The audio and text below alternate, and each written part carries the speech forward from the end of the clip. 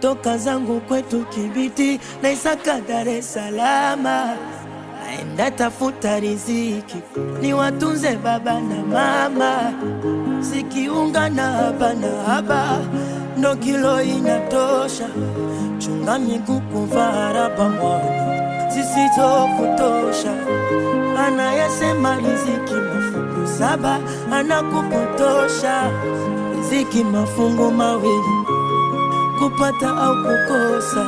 Loyasema baba, heshima ya nyumba sidirisha, dunia ni saa mbovu mwana usijeifatisha, vingine vinakaba lazima unywe maji kupitisha.